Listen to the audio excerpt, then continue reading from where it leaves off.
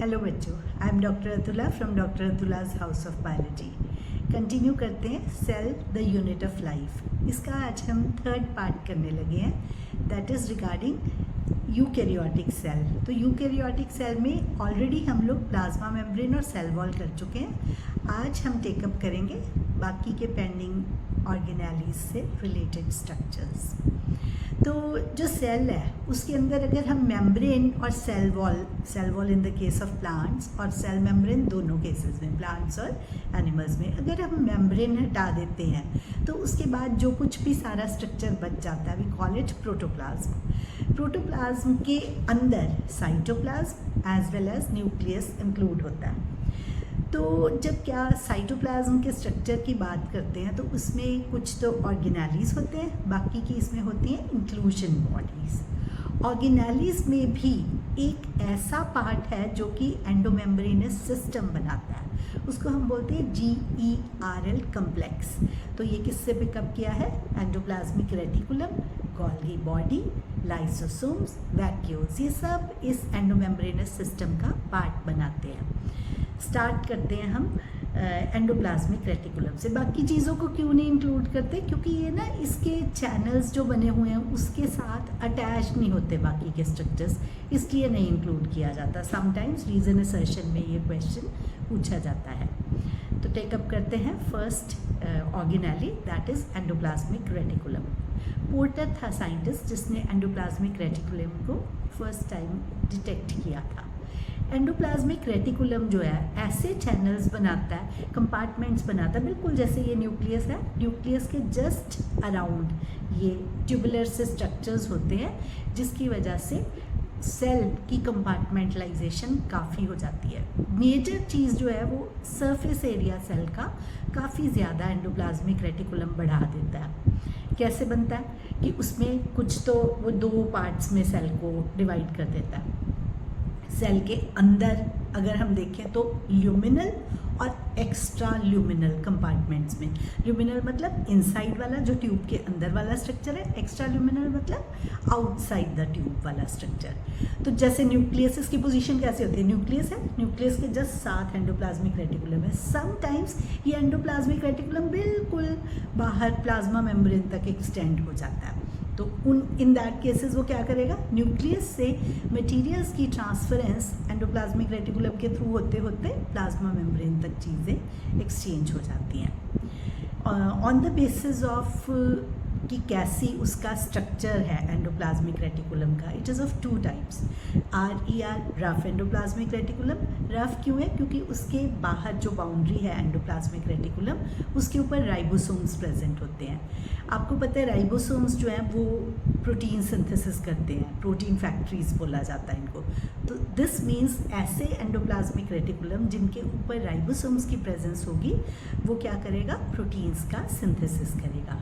यही जो RER है ना, ये न्यूक्लियर मेम्ब्रेन के साथ भी एक्सटेंड हो जाता है। जो outer nuclear membrane double layered होती है, जो आउटर न्यूक्लियर मेम्ब्रेन है उसके साथ कई बार ये ज्वाइन कर जाता है। तो राइबोसोम्स वहाँ पर भी एग्जिस्ट करते हैं आउटर न्यूक्लियर मेम्ब्रेन पे। दूसरे टाइप का जो एंडोप्लाज्मिक रेटिकुलम है, we call it smooth endoplasmic reticulum. Smooth endoplasmic reticulum में क्या होगा? लिपिड्स का सिंथेसिस, साथ ही साथ वो कुछ ऐसे हार्मोन्स, ह्यूमन हार्मोन्स जो कि लिपिड इन ओरिजिन है, उनका भी सिंथेसिस करता है। स्टीरॉयडल हार्मोन्स जितने हैं वो सारे यहाँ से स्मूथ एंडोप्लाज्मिक रेटिकुलम से रिलीज होते हैं। नेक्स्ट टेकअप करते हैं गोल्गी बॉडी।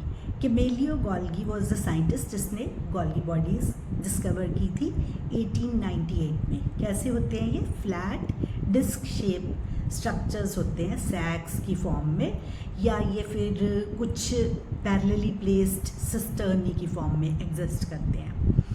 इसमें कंसेंट्रिकली ना ये न्यूक्लियस के पास प्रेजेंट होते हैं। इसकी दो साइड्स हैं, कन्वेक्स साइड और दूसरी कनकेव साइड। कन्वेक्स साइड को सिस या फॉर्मिंग फेज बोलते हैं, कनकेव साइड को ट्रांस या मैच्योरिंग फेज बोला जाता है। प्लांट्स के अंदर गोल्गी बॉडी जो है वो सिंगली प्लेस्ड होते हैं। इनको इन दिस केस हम डिक्टियोसोम के नाम से डिनोट करते हैं। पैकेजिंग ऑफ इंट्रासेलुलर मटेरियल्स जो है वो इसकी स्पेशलाइजेशन है गोल्गी बॉडी की, इसीलिए जैसे फॉर्मिंग फेज़ है वहाँ से वेसिकल्स चीज़ों को पैक करके मैच्योरिंग फेज से वो वेसिकल्स बाहर रिलीज हो जाते हैं, lysosomes as well as vacuoles इस तरीके से फॉर्म होते हैं गोल्गी बॉडी की ही थ्रू।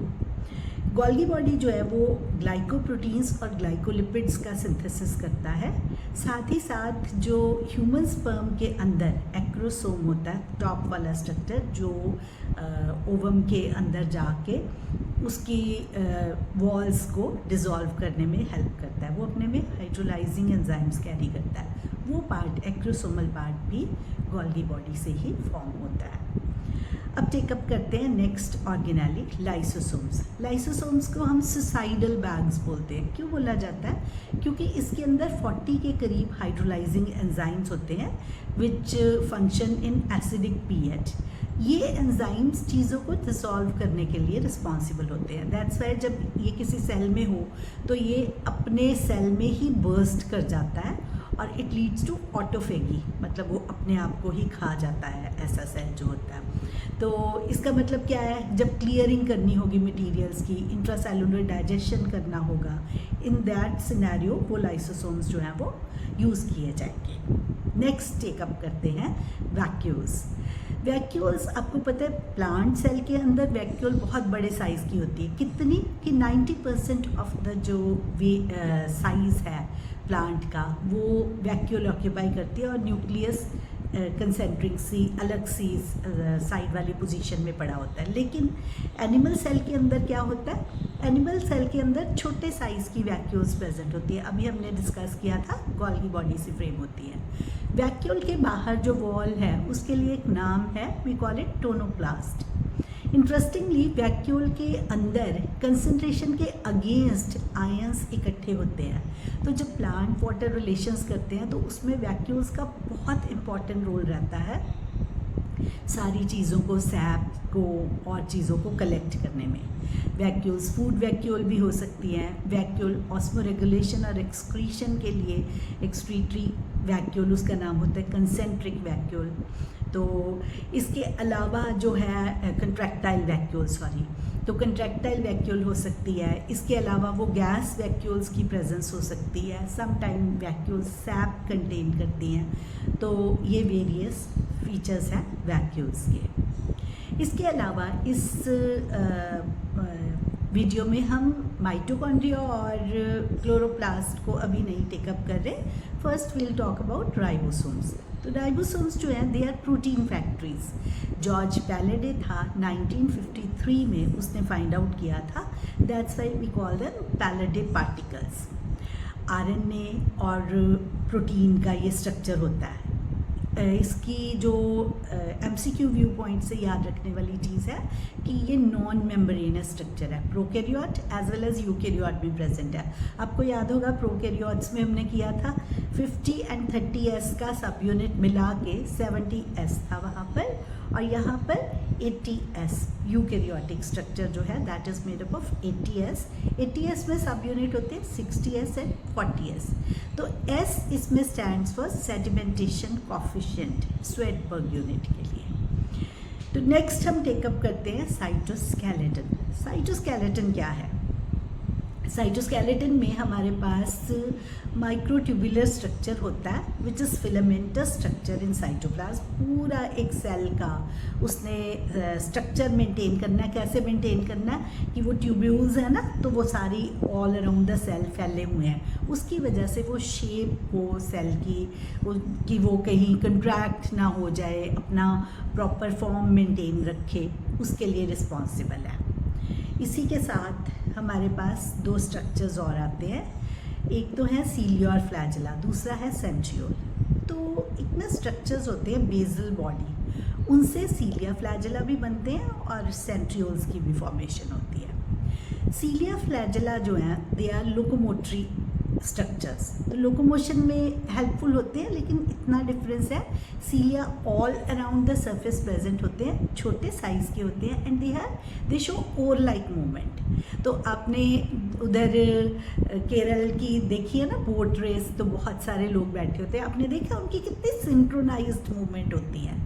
तो वो सिंक्रोनाइज मूवमेंट में क्या है, एक हमारा जो है वो पावर स्ट्रोक है, दूसरा रिकवरी स्ट्रोक है कि अगर आप ऐसे करके पानी ला रहे हो, अगर उसके बाद वापस ऐसे जाओगे, स्विमिंग में ऐसे ही होता है ना कि ऐसे करके जाते हैं फिर उसके बाद यहाँ से आते हैं, क्योंकि अदरवाइज़ क्या होगा कि आपने जितना बीट करके पानी अवे किया था उतना ही पानी आप दोबारा से वापस ले आओगे। तो effective stroke as well as recovery stroke, ये दो स्ट्रोक्स होते हैं जिन पे सीलिया बिल्कुल स्विमिंग वाले प्रिंसिपल पे ये वर्क करते हैं। दे show oar like movement. Flagella जो है दे शो विप्लैश मूवमेंट, लेकिन इन दोनों का अंदर से जो स्ट्रक्चर है, इंटरनल स्ट्रक्चर है, वो एग्जैक्टली सेम होता है। आउटर इन पे प्लाज्मा मेम्ब्रेन होती है, बिल्कुल जो बाहर है। प्लाज्मा मेम्ब्रेन के अंदर जो इसकी कोर है उसे बोलते हैं एक्सोनीम। एक्सोनीम के अंदर microtubules parallel to the long axis present होते हैं। माइक्रोट्यूब्यूल्स कैसे होते हैं, 9 उसमें जो है प्लेसेस होते हैं, 9 पेयर्स होते हैं। तो ये जो 9 पेयर्स हैं ये डबलेट्स की फॉर्म में एग्जिस्ट करते हैं, मतलब 2-2 के स्ट्रोक में 9 जगह पर वो पड़े हुए हैं। तो इसके अंदर क्या होता है, ये रेडियली अरेंज्ड होता है, मतलब पेरिफेरल माइक्रोट्यूब्यूल अरेंज्ड है और एक सेंटर में पड़ा हुआ है। जो सेंटर वाला है वो आपस में भी अटैच्ड है और बाहर वालों से भी रेडियली भी अटैच्ड है, तो रेडियल स्पोक्स बोल देते हैं। जैसे साइकिल में सेंटर से उसकी एक्सिल से अटैच्ड होते हैं ना वो सारे स्पोक्स साइडों पे, उसी तरह इसमें भी रेडियल स्पोक्स होते हैं। अब इंटरेस्टिंगली ये जो 9 पेयर्स है ना ये भी आपस में कनेक्टेड होते हैं। इनके जो पेयर्स हैं माइक्रोट्यूब्यूल्स के उनको ए और बी बोलते हैं। तो एक का बी दूसरे वाले के ए के साथ कनेक्टेड होता है। दैट वे अब आप समझ गए कि कैसे है। 9 तो डबलेट्स पड़े हैं, वो डबलेट्स भी आपस में कनेक्टेड है। कैसे, बी ए लिंकर्स से। वो डबलेट्स सेंटर से भी कनेक्टेड है, कैसे, रेडियल स्पोक से। अंदर वाले जो 2 थे, पेयर था जो अंदर वाला, वो भी आपस में कनेक्टेड है। तो ऐसा एक स्ट्रॉन्ग सा स्ट्रक्चर ये फ्लैजिला बनाता है। ये ट्यूबुलिन नाम के प्रोटीन से बना होता है। प्रोकैरियोट्स में हमने किया था फ्लैजिलिन से बना हुआ अंदर से हॉलो स्ट्रक्चर।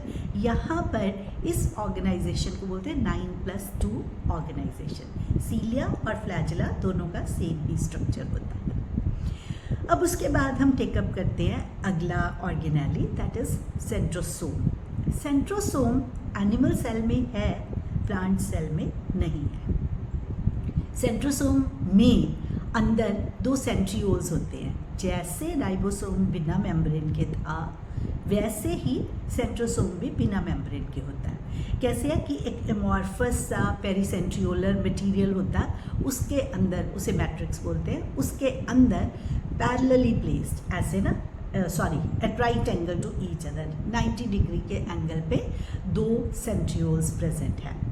सेंट्रियोल्स का फंक्शन क्या होता है कि जब सेल डिवीजन होनी होती है तो प्रोफेज के टाइम पे सेंट्रियोल्स जो है ऑपोजिट पोल्स पे चले जाते हैं और वहाँ से वो स्पिंडल फाइबर्स रिलीज करते हैं, क्योंकि ये माइक्रोट्यूबुलर स्ट्रक्चर है। कहाँ से बनेगा, अगेन सीलिया एंड फ्लैजिला की तरह ये भी बेसल बॉडी से ही फॉर्म होता है। इसके अंदर भी 9 इवनली स्पेस्ड पेरिफेरल फाइब्रल्स होते हैं, लेकिन वो 9 ट्रिपलेट्स हैं। सीलिया फ्लैजिला में क्या था, डबलेट्स थे, यहाँ पर वो ट्रिपलेट्स की प्रेजेंस है। अब ये जो लिंक्स थे ए और बी लिंक्ड थे, क्योंकि वो डबलेट था तो ए बी, यहाँ पर ये ट्रिपलेट है तो ए बी सी। तो इसमें कौन से लिंकर होते हैं, सी और ए, सी ए लिंकर्स होते हैं।